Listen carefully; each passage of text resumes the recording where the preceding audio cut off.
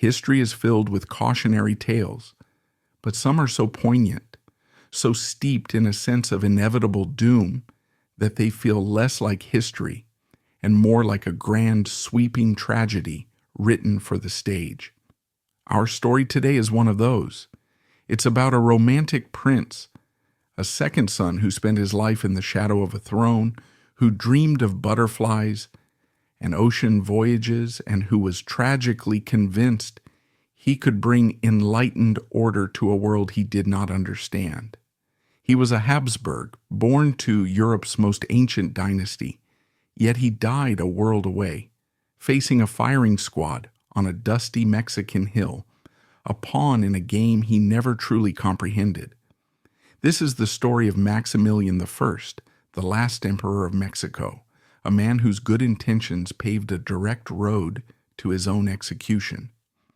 His tale is a haunting look at the clash of civilizations, the devastating consequences of ambition, and the personal heartbreak of the man history remembers simply as the tragic emperor.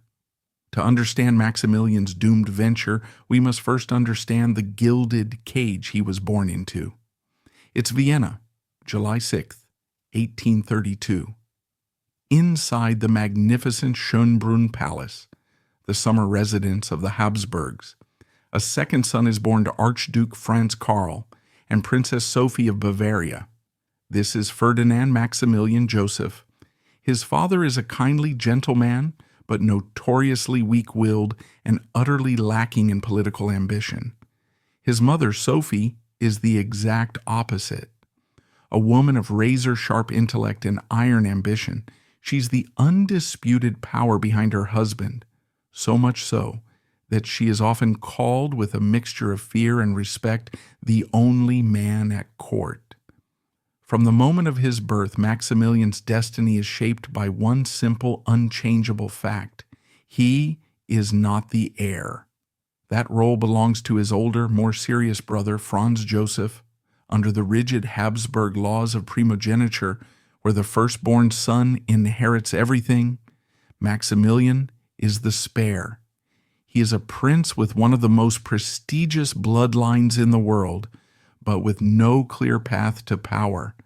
This single fact would ignite in him a lifelong, deeply hidden insecurity, a burning, often secret, need to prove his own worth, to carve out a destiny for himself that could rival his brother's. It was this internal ghost that would whisper in his ear years later, urging him to accept one of history's most perilous gambles.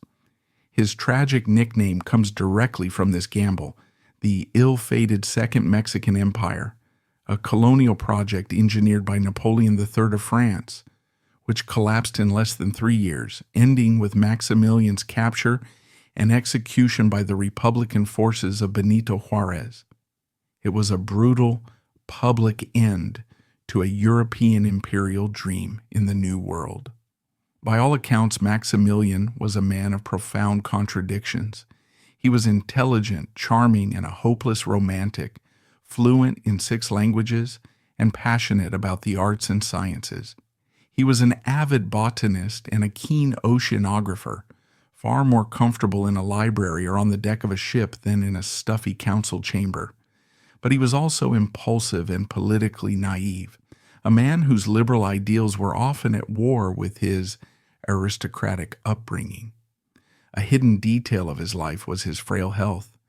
From a young age, he suffered from chronic respiratory issues, a physical weakness that perhaps fostered a greater emotional dependence on his formidable mother, Sophie, who nurtured his ambitions as her own. Though he was the brother of Austria's emperor, his real legacy was forged in the Americas. His story is the personal tragedy of a romantic knight-errant, a man who saw himself as a civilizing hero, utterly lost in the ruthless world of 19th century geopolitics. Maximilian and his brother grew up in the opulent splendor of Vienna's palaces, Schönbrunn and the Hofburg, but their childhood was anything but carefree. It was a highly structured, pressurized existence. Their days were not filled with play, but with lessons, overseen by a series of strict tutors, From the stern Baroness Louise von Sturmfeder to a team of royal pedagogues, their education was relentlessly rigorous. At age 6, Maximilian's schedule was a crushing 32 hours of lessons a week, which increased to an almost unbelievable 55 hours by the time he was 17. He studied history, law, geography, military technology, diplomacy, and a host of languages. This was not an education designed to foster creativity. It was an assembly line for producing Habsburg rulers. The most powerful influence in this environment was, without a doubt, his mother, Sophie. She was the engine of the family, a masterful political player who was deeply disappointed in her amiable but simple-minded husband, Franz Karl. Sophie poured all her monumental ambitions into her sons. But it was Maximilian, the charming, clever, and handsome second son, who was her clear favorite. She doted on him, praised his intelligence, and celebrated his charisma. Franz Joseph, the heir, was treated with the respect due to his position, but Maximilian was treated with a fierce, almost obsessive love. This blatant favoritism was the source of one of the court's most persistent and scandalous hidden secrets: the rumor that Maximilian was not the biological son of Franz Karl at all. Whispers in the corridors of the Hofburg Palace, quiet conversations behind fans in the ballrooms, suggested he was the product of a secret affair between the ambitious Sophie and a man who haunted the Austrian court like a living ghost, Napoleon II, the Duke of Reichstadt. He was the one and only son of the great Napoleon Bonaparte, living as a dashing and melancholic virtual prisoner in Vienna. While there has never been any concrete historical proof of an affair, the rumor was tantalizing. Maximilian, with his charm and romantic flair, seemed to have more in common with the Bonaparte legend than with his own staid Habsburg relatives. This rumor of illegitimate bloodline, whether true or not, followed Maximilian his entire life. It may explain his mother's intense protective affection, and it certainly fueled the deep-seated jealousy of his older brother, Franz Joseph. It left Maximilian with a lingering sense of being an outsider within his own family, a secret that amplified his profound isolation. As a boy, Maximilian was known for his charm and his rebellious streak. He was a notorious prankster, a bright and cheerful child who chafed under the rigid discipline of his education. He often mocked his tutors and was known for playing jokes on his family, even on his simple-minded uncle, the Emperor Ferdinand I. Behind the charming facade, however, was a fierce and often bitter rivalry with his brother. He competed with Franz Joseph in everything, from their lessons in law and history to their skills in horsemanship and fencing, driven by a desperate need to outshine the heir. This was more than just childish fun. It was the foundation of his later obsession with achieving a status equal to, or even greater than, his brother's. It created a rift between them that would never truly heal. A hidden darker side also emerged in his youth, a noted mean streak and a talent for manipulation, born from the deep frustration of his secondary status. He was not just a charming victim of circumstance. He was a complex and flawed young man, capable of both great kindness and subtle cruelty. In 1848, this gilded, predictable world was shattered. Revolution swept across Europe like a wildfire, and Vienna itself erupted in violent rebellion. The Habsburg monarchy was on the brink of collapse. At just 16 years old, Maximilian witnessed the chaos firsthand. He saw barricades in the streets, heard the sound of cannon fire, and felt the tremors of a world turning upside down. He joined his brother in the campaigns to crush the uprisings, and he was reportedly horrified by the brutality he saw. This experience had a profound and contradictory effect on him. On one hand, it instilled in him a lifelong fear of social chaos and mob rule, a deep-seated belief in the need for order. But on the other, it nurtured his liberal ideals, his belief that reform, justice, and benevolence were better tools of governance than brute force. It was a secret internal conflict that he would never resolve. It would later lead him to fatally misunderstand his mission in Mexico, seeing it as a chance to bring benevolent order to a troubled land, when in reality, his very presence there was an act of violent revolutionary imposition. In the aftermath of the 1848 revolutions, Franz Joseph, at the tender age of 18, ascended to the imperial throne. He immediately set about creating a rigid, conservative, autocratic regime. For his younger brother Maximilian, the court of Vienna was now more stifling than ever. He needed an escape, a domain of his own where he could prove his worth, far from the shadow of the new emperor. He found it in the most unlikely of places for a landlocked Austrian prince, the sea. His choice to join the Austrian navy was a deliberate act of independence, and in this world of ships and open water he thrived. He poured his considerable energy and intellect into the role, and what he found was not just a career, but remarkable success. The Austrian navy had long been a neglected second-rate force. Maximilian became the driving force behind its modernization, transforming it from a minor coastal fleet into a respected instrument of Habsburg power in the Mediterranean. He championed the building of new steam-powered frigates, established a major naval base and shipyard at Pola, and sponsored scientific expeditions. He was a visionary commander, admired by his men for his intelligence and his forward-thinking approach.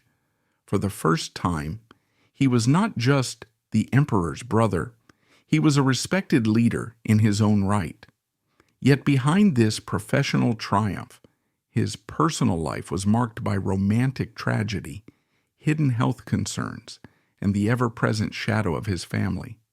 The long naval voyages were an escape, but they also exposed him to a more libertine lifestyle.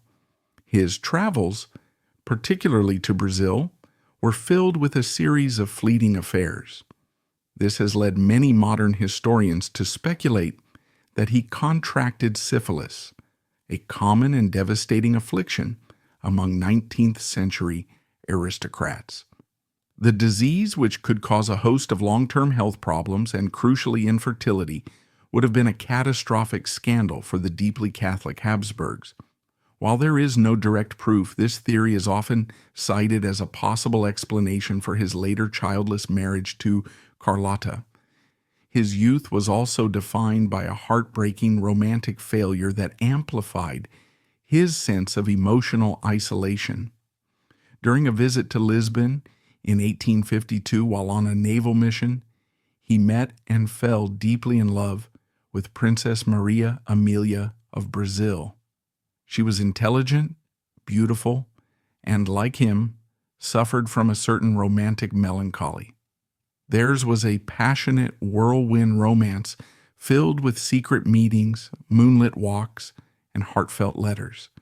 He proposed marriage, and for a brief moment it seemed he had found his perfect soulmate.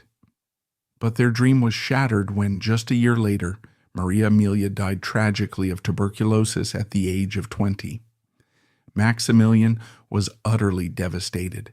He described himself in his diary as a widower before marriage, and remained in a state of prolonged depression, even undertaking a secret pilgrimage to Brazil years later to visit the places he had associated with her.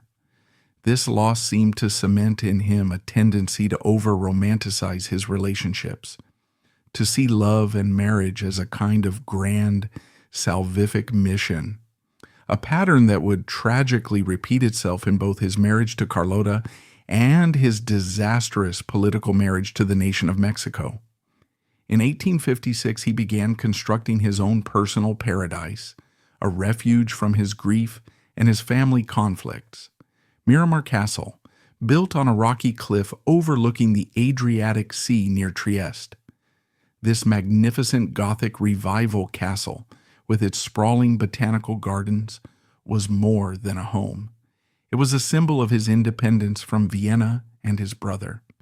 He personally oversaw every detail of its design and construction, pouring his love for botany and the sea into its creation. It was his private kingdom where he could surround himself with scientists, artists, and his beloved books, far from the ruthless world of politics. But it was also a place of gilded isolation, where he nursed his disappointments and his secret resentments. In private letters, he referred to his emperor brother as "my crazy cousin," revealing a deep familial rift that was carefully hidden from the public to avoid a Habsburg scandal. He had built his own perfect world on the shores of the Adriatic, but the great imperfect world across the ocean was about to come calling, with an offer that would promise him everything he ever wanted and cost him everything he had. As Maximilian navigated the triumphs of his naval career and the private grief of his lost love, the relentless machinery of dynastic duty was always at work. For a Habsburg archduke, marriage was not a matter of the heart, but a matter of state. A suitable princess was needed to forge an alliance, to secure influence, and above all, to produce heirs. Yet, in a rare turn of fortune, Maximilian found a union that satisfied both the cold demands of politics and the deep yearnings of his romantic soul. On July 27, 1857, in Brussels, he wed the 17-year-old Princess Charlotte of Belgium. Known by her family as Carlotta, she was far more than a strategic match. She was arguably the most eligible princess in Europe, the daughter of the shrewd and universally respected King Leopold I of Belgium, the so-called uncle of Europe, and the granddaughter of the last king of France. Carlotta was a force of nature. She was fiercely intelligent, having been trained in the arts of statecraft at her father's knee. She was multilingual, deeply read, and possessed an iron will. But more than anything, she was relentlessly ambitious. She had watched the great powers of Europe from the inside and believed firmly in her and her husband's destiny to play a major role on that stage. When she looked at Maximilian, she saw not a second son, a spare heir destined for a life of ceremonial duties, but a man of genius, a poet prince whose brilliance was being wasted. She saw in him the perfect vessel for her own considerable ambitions, and from the moment they met, she dedicated herself to securing a throne for him. Their marriage, though arranged, quickly blossomed into a genuine partnership of love and shared ambition. They were, in many ways, perfectly matched. He was the charming, sometimes melancholic dreamer. She was the pragmatic, energetic realist who could turn his dreams into plans. In his letters, Maximilian called her his ideal life partner, and she, in turn, became his most trusted advisor. She was his confidant, his political strategist, and his greatest champion, often helping him draft diplomatic letters and constantly pushing him to assert himself against the dismissive attitude of his powerful older brother. But even this bright spot in his life was not without its hidden tensions. The Viennese court was a viper's nest of jealousy and rigid protocol. Carlotta, with her serious intellect and political mind, found herself in a quiet but intense rivalry with her sister-in-law, the beautiful and beloved Empress Elizabeth, known as Sisi. The two women were polar opposites. Sisi was a free spirit, a poet who loathed the suffocating rules of the court and escaped into her own world of beauty and horseback riding. Carlotta saw the court and its protocol not as a prison, but as a tool of power, and she had little patience for what she considered Sisi's flighty and irresponsible behavior. Furthermore, Maximilian's domineering mother, the Archduchess Sophie, who had once been his greatest champion, now saw the intelligent and strong-willed Carlotta as a rival for her son's affection and influence. The woman who had been the primary intellectual force in Maximilian's life now had to compete with his equally formidable wife. And then there was the most painful secret of all: their inability to have children. In the 19th century, for a royal couple, this was not just a private heartbreak.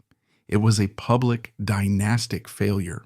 The primary duty of a princess was to provide an heir, and month after month, year after year, Carlota failed to do so. The court gossips, as they always do, whispered cruelly that she was barren. But the truth almost certainly lay with Maximilian's own fragile health and the lingering hidden consequences of his youthful indiscretions. This childlessness became a shadow that hung over their marriage.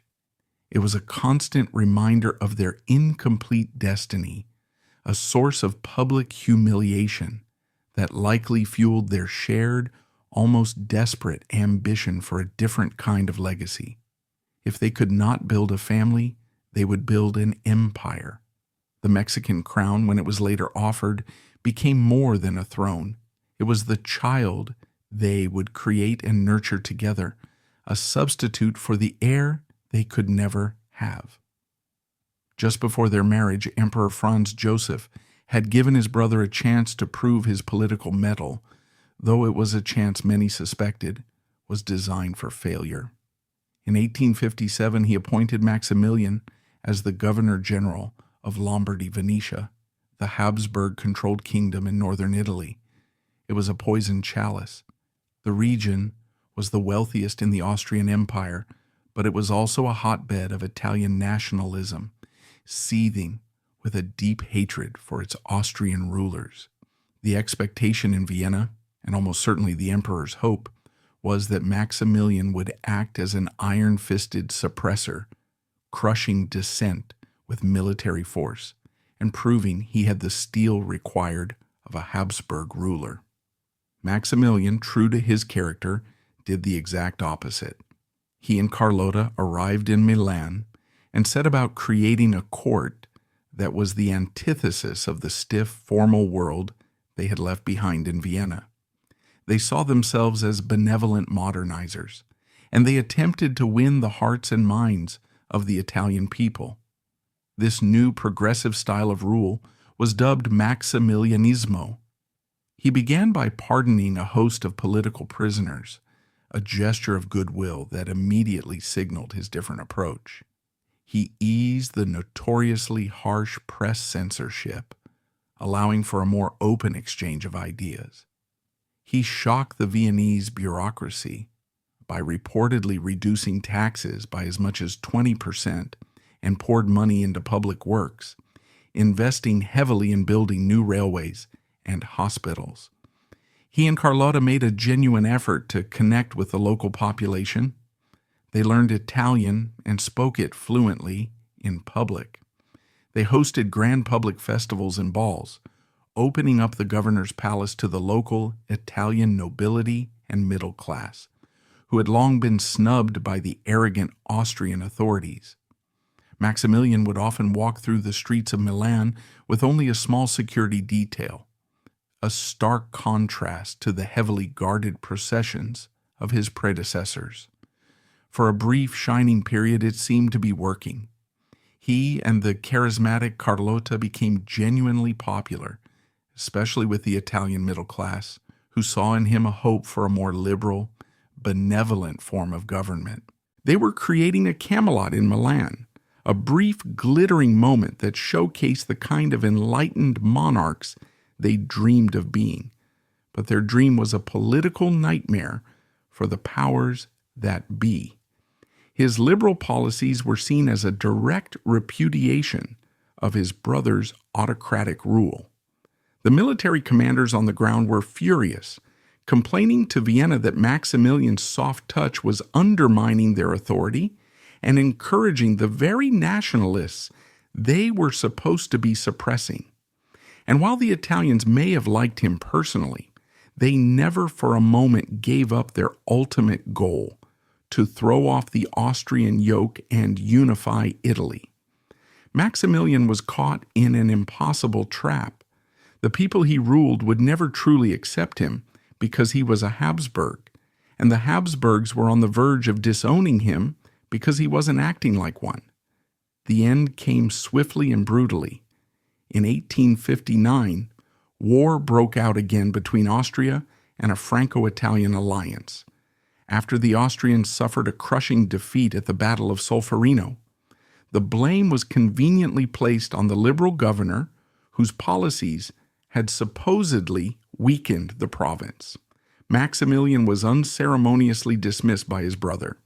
He was forced to resign in disgrace, returning from Italy not as a celebrated statesman, but as a political failure. This humiliation was a deep and lasting wound. It confirmed his status as an outcast within his own family and left him with a burning desire to prove his brother and all of Vienna wrong. He retreated to his castle at Miramare, a king without a kingdom, nursing his wounded pride and waiting for a new stage on which to play out his grand and ultimately tragic ambitions. Following his dismissal from Italy, Maximilian and Carlotta retreated into a self-imposed exile at their beloved Miramare Castle. He was a man adrift, stripped of his command and his political purpose. He threw himself into his scientific pursuits, leading a botanical expedition to Brazil in 1860 that resulted in the collection of over 30,000 specimens. He wrote and published scholarly works, surrounded himself with artists and intellectuals, and tried to create a perfect, ordered world within the walls of his castle, shut away from the messy world of politics that had so thoroughly rejected him. But he was too ambitious, and Carlotta even more so, to remain on the sidelines forever. They were a power couple without a kingdom. It was during this period of wounded pride and aimlessness that the idea of a Mexican throne first began to take shape. A group of ultra-conservative Mexican exiles, men who had been defeated by Juarez in the Reform War, were lobbying the courts of Europe for a monarch. They found a powerful ally in the French Emperor, Napoleon III. Napoleon had his own grand ambitions. He dreamed of creating a great Catholic Latin empire in Mexico to counter the growing power of the Protestant United States. With the U.S. conveniently embroiled in its own bloody civil war and unable to enforce its Monroe Doctrine, the window of opportunity was open. He used Mexico's unpaid debts as a pretext to invade, and by 1863 his army had captured Mexico City. Now he just needed his puppet emperor. Maximilian was the perfect candidate. He was a prestigious Habsburg, a Catholic, and, Napoleon rightly guessed, a man so desperate to redeem his failure in Italy that he might just be foolish enough to accept. The Mexican conservatives, led by men like José María Gutiérrez de Estrada, began their courtship. They, along with French diplomats, painted a fantastical picture of a nation yearning for a European prince to save them from the anarchy of the Juarez Republic. At first in 1859 and again in 1861, Maximilian refused. He was not a fool. He knew the venture was risky and of dubious legality, but the pressure campaign was relentless. His ambitious wife Carlotta and his mother Sophie saw it as his one great chance to finally eclipse his brother. They pushed him relentlessly. The final decisive factor was a masterful piece of political theater engineered by Napoleon III. He presented Maximilian with the results of a so-called plebiscite, a document supposedly signed by millions of Mexicans, formally inviting him to be their emperor. This was the proof of popular support that Maximilian's honor required. He tragically failed to recognize it as a complete fraud. The votes had been gathered only in areas under French military occupation and represented a tiny fraction of the Mexican population. His internal conflict was immense. He was terrified of repeating his failure in Italy, but the desire for a grand, noble mission was even stronger. On April 10, 1864, in a lavish ceremony at Miramare, he finally accepted. But first he had to endure one last humiliation from his brother. Franz Joseph forced him to sign the family pact, a document in which he renounced for himself and all his descendants any and all rights to the Austrian throne. It was a brutal severing of his ties to home. With that signature, his last safety net was gone. He was now, for better or worse, entirely on his own. With the cheers of the Mexican delegation ringing in his ears, Maximilian, the newly minted Emperor of Mexico, prepared to sail towards his destiny. The journey across the Atlantic on the Austrian frigate Thalia was a strange interlude, a floating bubble of imperial fantasy between the old world and the new. For weeks, Maximilian and Carlotta lived in a state of suspended reality, surrounded by the familiar comforts of a European court at sea. They spent their days meticulously studying books on Mexican history, archaeology, and botany, drafting endless plans for their new government. They designed court protocols, sketched out educational reforms, and dreamed of building a modern, enlightened monarchy from the ground up. It was a period of immense hope and intellectual excitement, a final peaceful moment before the storm. A little-known secret of the voyage, however, is that Maximilian was already ill. He likely contracted a mild case of yellow fever during a stopover in the Caribbean, an illness he tried to hide upon his arrival to avoid any appearance of weakness, a first sign of the immense physical and mental pressure he was under. Their first stop was not Mexico, but Rome, for a crucial audience with Pope Pius IX. This meeting was meant to be a triumphant affirmation of their Catholic mission, but it quickly became their first real taste of the political minefield ahead. The Pope, while offering his blessing, presented Maximilian with a clear and non-negotiable set of demands. He was to immediately revoke all of Benito Juárez's anti-clerical laws, restore the church's vast confiscated land holdings, and grant the clergy its traditional privileges. Maximilian, the European liberal who believed in religious tolerance and a separation between church and state, was taken aback. He gave a polite but vague response, promising to study the issue. He naively believed he could negotiate a compromise, but for the Pope and the powerful Mexican clergy there was no room for negotiation. From that moment on, the church, which should have been his most powerful ally, began to view him not as a savior, but as a potential traitor to the cause. The grand arrival itself in the port of Veracruz on May 28, 1864, was a disaster. As the Thalia sailed into the harbor, the imperial couple expected to see a city bedecked in flags, to hear the roar of cheering crowds and the sound of ringing church bells. Instead, they were greeted by a chilling, deathly silence. Veracruz was a fiercely Republican city, a liberal stronghold that had served as Juárez's own capital. The local authorities had forbidden any official welcome. The streets were empty, the windows of the houses shuttered as if in mourning.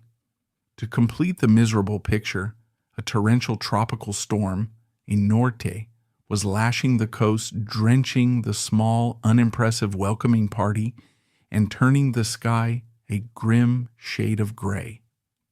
It was a chilling omen of the reception that awaited him beyond the French military's protective bubble. Carlotta was visibly shaken, the stark reality of their situation crashing down upon her. Maximilian, ever the romantic optimist, tried to brush it off, remarking that he preferred the honest silence of the people to a fake, orchestrated welcome. But the message was unmistakable. They were not welcome here. They were invaders. He established his imperial court in Mexico City at the historic Chapultepec Castle, a dramatic fortress perched on a hill overlooking the sprawling valley. For Maximilian and Carlotta, this was to be their new world Miramare, and they poured their energy and considerable taste into transforming it.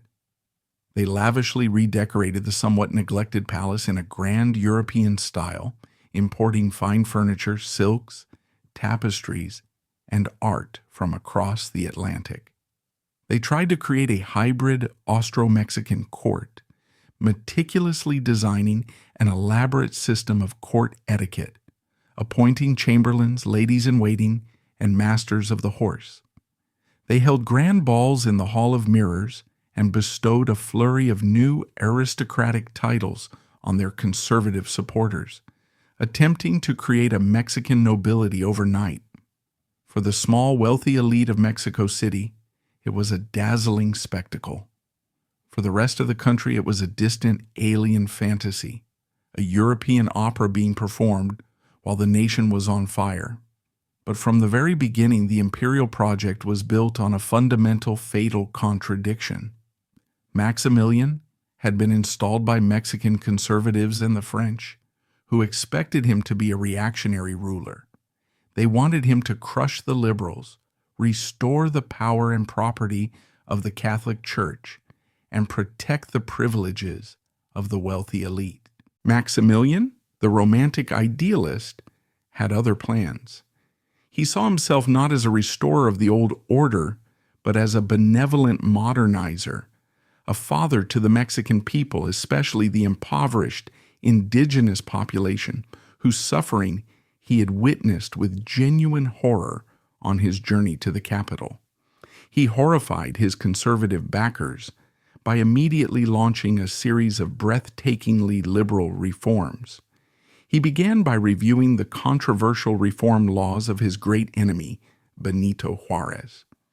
To the astonishment of the landowners who had backed him, he didn't repeal them. He ratified and even expanded upon them, protecting the communal lands of indigenous villages from being swallowed up by the great haciendas. He then turned to education, establishing a system of free and compulsory public schooling for all children, regardless of their social standing, a radical idea in a nation where education had been the exclusive privilege of the rich. He shocked the powerful church by decreeing freedom of religion, confirming that while Catholicism was the state religion, other faiths would be tolerated. This act, coming after his non-committal meeting with the Pope, was seen as an unforgivable betrayal by the powerful Archbishop of Mexico, who effectively declared a quiet war on the new emperor. Most radically, he enacted a series of labor laws that were among the most progressive in the world at the time. He abolished the system of debt peonage that had kept millions of peasants in a state of virtual slavery for generations. He restricted working hours to 8 hours a day, completely outlawed child labor, and banned the use of corporal punishment on farm workers. These were the actions of a genuine social reformer, not a colonial puppet. But his good intentions were politically catastrophic. Every one of these decrees, while morally admirable, was a dagger in the back of the very people who had put him on the throne. The conservatives who had brought him to power now saw him as a dangerous radical, a traitor to their cause. They began to abandon him in droves, viewing him with a mixture of contempt and bewilderment. Meanwhile, the liberals and the vast majority of the Mexican people, led by the implacable Benito Juarez, from his government in exile in the north, refused to see him as anything other than a foreign invader. His reforms were dismissed as the cynical machinations of a usurper, a desperate attempt to buy the loyalty he could not win legitimately. He was a man systematically destroying his own base of support in a futile effort to win over enemies who would never, under any circumstances, accept him. His personal life further complicated matters. As the political situation worsened, the imperial couple grew increasingly isolated. While Carlotta threw herself into her role as the public face of imperial charity and diplomacy, Maximilian seemed to retreat further into his own world. It was during this period of intense stress and loneliness that he allegedly took a Mexican mistress, Concepcion Sedano, the beautiful wife of one of his aides. The rumored affair and the possible birth of an illegitimate son added another layer of secret turmoil to the increasingly isolated court and undoubtedly caused a painful rift in his relationship with the proud and fiercely loyal Carlotta. Their childlessness remained a constant source of political vulnerability. A dynasty without an heir is a temporary one. In a desperate attempt to solve this problem and create a sense of permanence, they made another fateful decision. In 1865, they adopted two young grandsons of the first short-lived emperor of Mexico, Agustín de Iturbide. They named the 2-year-old Agustín de Iturbide Green as the heir to the throne. Far from legitimizing their rule, the act was seen as a cruel and cynical political maneuver, particularly as they had to persuade the boy's American mother to give up her children. It was another well-intentioned plan that backfired, making them seem not like benevolent founders of a new dynasty, but like desperate, childless usurpers playing with the lives of others. He was an emperor in an impossible position, trapped between his own progressive ideals and the brutal realities of the nation he had so naively agreed to rule. By the autumn of 1865, Maximilian was a man under immense pressure. His empire was financially broke, propped up entirely by French loans. His liberal reforms had failed to win popular support, and his conservative allies were turning against him. The war against the Republican guerrillas dragged on endlessly. It was in this atmosphere of desperation that his French commander, General François Bazaine, convinced him that the war was all but won. Bazaine argued that Juarez's organized armies were defeated and that the only remaining opposition came from scattered bandits who were terrorizing the countryside. He advised the emperor that a harsh final measure was needed to stamp out the last embers of resistance and bring peace. Trusting his general's assessment, Maximilian made the single most disastrous decision of his reign. In October 1865, he signed what would forever be known as the Black Decree. The law was simple and brutal. It stated that any person found in an armed group fighting against the empire would be considered a bandit, not a soldier. As such, they were to be denied the right to a trial and were to be executed by firing squad within 24 hours of their capture. For Maximilian, this was likely seen as a necessary, if unpleasant, wartime measure to end a bloody conflict. In reality, it was a license to kill. The French army and Maximilian's own conservative Mexican forces began to apply the decree with brutal enthusiasm. They used it to summarily execute hundreds, perhaps thousands, of captured Juarista soldiers and officers, men who saw themselves as patriots fighting for the legitimate government of their country. Instead of pacifying the resistance, the Black Decree ignited a firestorm of hatred. It turned Republican soldiers into martyrs and gave Juarez an unassailable moral high ground. It permanently destroyed Maximilian's carefully cultivated image as a benevolent, enlightened monarch and recast him, in the eyes of his enemies and much of the world, as a bloody tyrant.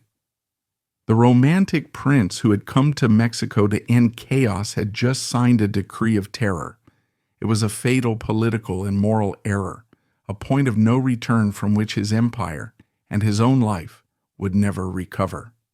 The Black Decree was a moral catastrophe, but the true death knell of the Second Mexican Empire was not sounded in the hills of Mexico, but in the halls of power in Washington, D.C. and Paris.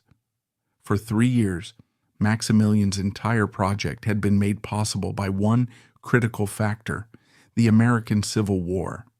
With the United States tearing itself apart, it had been unable to enforce its Monroe Doctrine, the long-standing policy that declared the Americas off limits to further European colonization. But in the spring of 1865, that all changed. The Civil War ended, leaving the United States reunified, battle-hardened, and in possession of one of the largest and most formidable armies on the planet. The American government under President Andrew Johnson and the shrewd Secretary of State William Seward immediately turned its attention south. They had never recognized Maximilian's government, viewing it as an illegal puppet state. Now they began to apply relentless diplomatic pressure on France. Seward sent a series of increasingly blunt messages to Paris, demanding a clear timeline for the withdrawal of all French troops. The threat was unspoken but crystal clear: leave or face a potential war with the United States. For the French Emperor Napoleon III, the Mexican adventure had already become a costly embarrassment. The war was far more expensive and bloody than he had ever anticipated. It was a constant drain on the French treasury and deeply unpopular at home. Now, facing the very real threat of a conflict with the industrial and military might of the United States, the choice was simple. The grand design for the Americas was a failure, and Maximilian, the man he had lured across the ocean with promises of glory and unwavering support, was now a disposable pawn.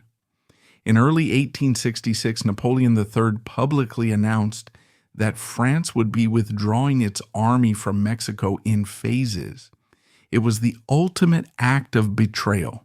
He had created the empire, and now he was abandoning it to its fate.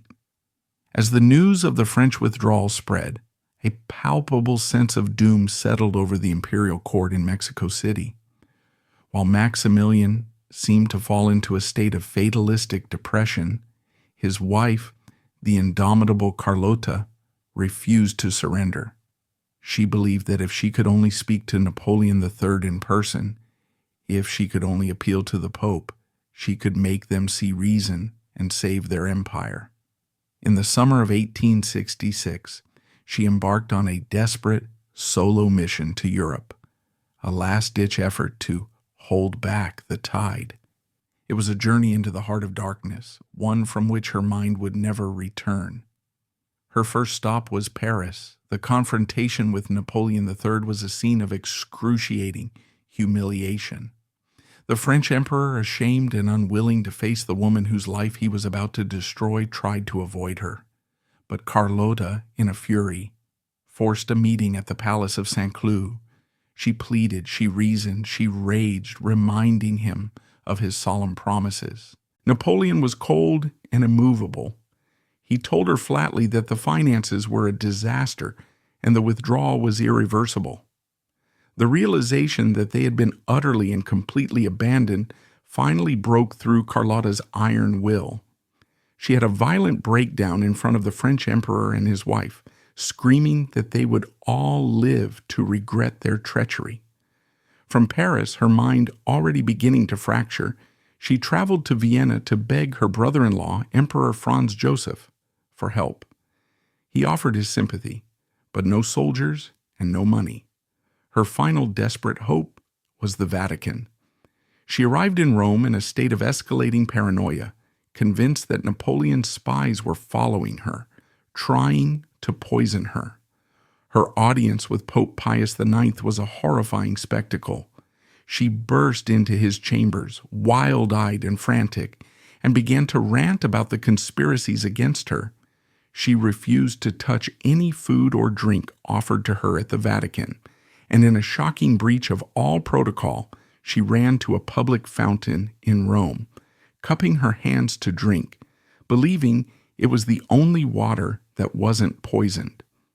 Later that day, she locked herself in her hotel room, and then, in a final complete psychotic break, she sought refuge in the Vatican itself, demanding to sleep there, claiming it was the only place she was safe from her assassins. The Empress of Mexico was now completely insane. Her brother, the King of Belgium, was summoned to take her home. She was first brought back to their beloved, now empty, Miramare Castle, where she would wander the gardens, talking to herself. Later, she was moved to a castle in Belgium. She would live for another 60 years, a beautiful, tragic ghost, locked in a private world of delusion. For the rest of her long life, she believed that her beloved Max was still alive and ruling as the glorious Emperor of Mexico, and that she was merely waiting for his return. She died in 1927, having outlived nearly every other major figure in this story, a living monument to the tragedy's profound human cost. Back in Mexico, Maximilian was now utterly alone. His staunchest ally and beloved wife was lost to him, and the last French troop transports were sailing away from Veracruz in early 1867. He now had a clear, final opportunity to abdicate and escape. His European advisors begged him to leave. His family sent word that ships were waiting for him, but he refused. His reasons were a complex mixture of Habsburg pride, a romantic sense of honor, and a fatalistic delusion. He could not bear the thought of returning to Europe as a failed emperor, a coward who had abandoned his followers. He felt a genuine, if misguided, loyalty to the few Mexican conservatives who had remained true to him. He would not run. He would stay and meet his fate. He gathered his small remaining army of about 8,000 loyal Mexican soldiers and made a fateful decision to make his last stand in the city of Queretaro, a conservative stronghold north of Mexico City. There, he and his two best generals, the brilliant but impetuous Miguel Miramon and the fiercely loyal indigenous general Tomas Mejia, were soon surrounded by a massive Republican army of over 40,000 men. The siege of Queretaro began. For 72 days from March to May 1867, Maximilian's small force held out with remarkable courage. The conditions inside the city were grim. Food and water were scarce, ammunition was running low, and the constant bombardment from the Republican artillery took a heavy toll. Maximilian, for the first time in his life, acted like a true soldier. He shared the hardships of his men, ate the same meager rations, and was often seen on the front lines, personally encouraging his troops under fire. He was no longer the detached botanist. He was a king, leading his men in a hopeless romantic last stand. But the end came not from a climactic final battle, but from a quiet act of betrayal, the final and most intimate betrayal of his life. Among his most trusted officers, a man who was the commander of his personal guard, was Colonel Miguel Lopez. For weeks, Lopez had been in secret contact with the enemy. On the night of May 14th, in exchange for a promise of his own life and, some say, a payment of gold, Lopez betrayed his emperor. He led a small party of Republican soldiers to a key defensive position on the edge of the city and ordered the guards to let them pass. The gates were open from within. By dawn, the Republican army was flooding into the city. Maximilian, awakened by the commotion, tried to fight his way out but was quickly captured. The siege was over.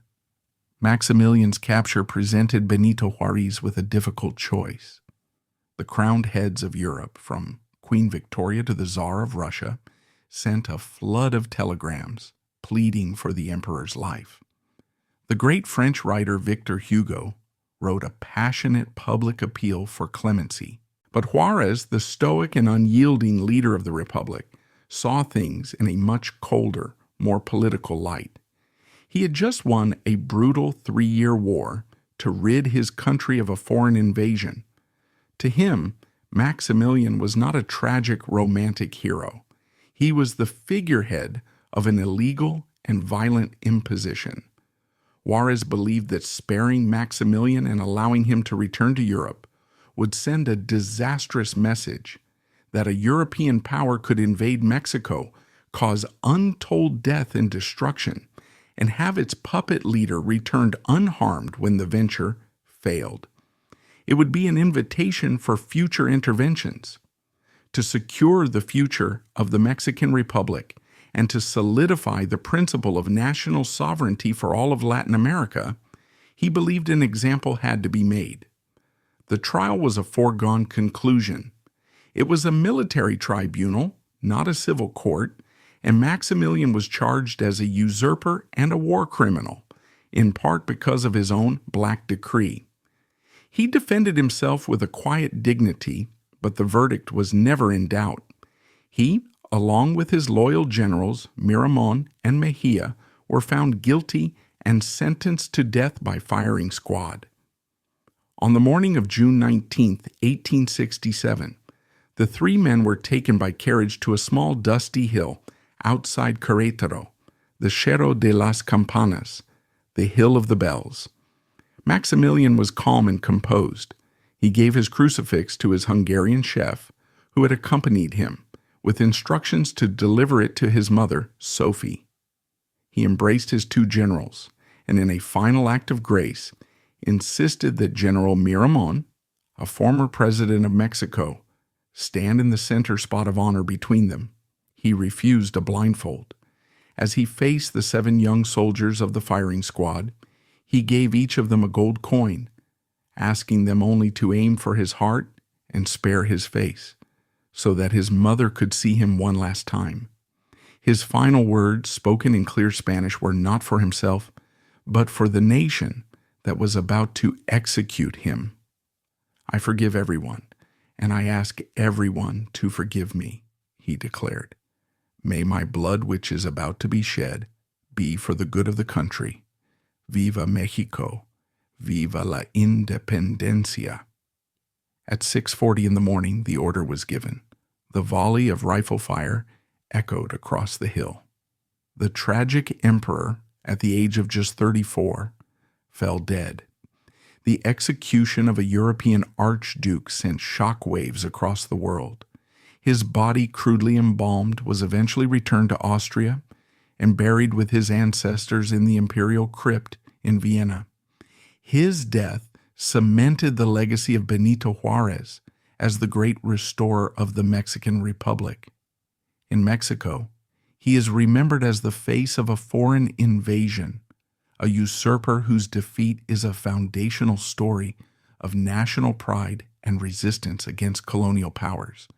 In Europe, he was transformed into a romantic martyr, the subject of Edouard Manet's famous and controversial paintings, a symbol of lost aristocratic ideals clashing with the brutal modern world. His legacy is one of profound contradiction. He was a genuine liberal whose reign was made possible by conservatives. He was a benevolent man who signed a decree of terror. He was a failed ruler, yet some of his projects, like the Grand Boulevard in Mexico City, remain as enduring and positive contributions. In the end, Maximilian was a man out of time and tragically out of place. He was a well-intentioned idealist who was utterly unqualified for the ruthless game he was persuaded to play. His idealism wasn't just a simple belief in progress. It was a form of deeply ingrained, almost paternalistic, aristocratic confidence. He was a Habsburg, and for 600 years his family had believed it was their divine duty to bring order to a chaotic world. He saw the turmoil in Mexico not as a complex internal struggle for national identity, but as a problem that a sophisticated, enlightened European prince like himself could solve with logic, benevolence, and good taste. He tried to cultivate the nation as he had cultivated his magnificent gardens at Miramare, carefully planting European ideas of constitutional monarchy and courtly etiquette, never quite understanding that he was working against the native soil, against the deep, rocky pride of a people who had already shed blood for their own sovereignty. It is one of history's most profound ironies that this failed emperor, this symbol of foreign imposition, left behind one of Mexico City's most beloved and iconic landmarks, the Grand Boulevard, the Paseo de la Reforma. It was a piece of his European dream that actually took root and flourished, a beautiful scar from a painful era. Every day, thousands of Mexicans walk and drive along a road envisioned by a man who so catastrophically misunderstood them. It stands as a silent physical testament to the story's complexity, that even the most misguided ventures can leave behind something of accidental beauty. Yet we cannot forget that the game he was persuaded to play had a staggering human cost. His personal tragedy was built upon a national tragedy for Mexico, a brutal war that claimed the lives of tens of thousands of Mexican Republicans, French soldiers, and the loyal monarchists who followed Maximilian to their doom. His story is not just a footnote in the history of Mexico or Austria, but a timeless and heartbreaking lesson on the perils of ambition when it is untethered from wisdom. It is a cautionary tale about the catastrophic danger of trying to impose one's own dream upon another's land. He lived as a romantic, died as a sacrifice, and is forever enshrined in the pages of history as the last and most tragic Emperor of Mexico.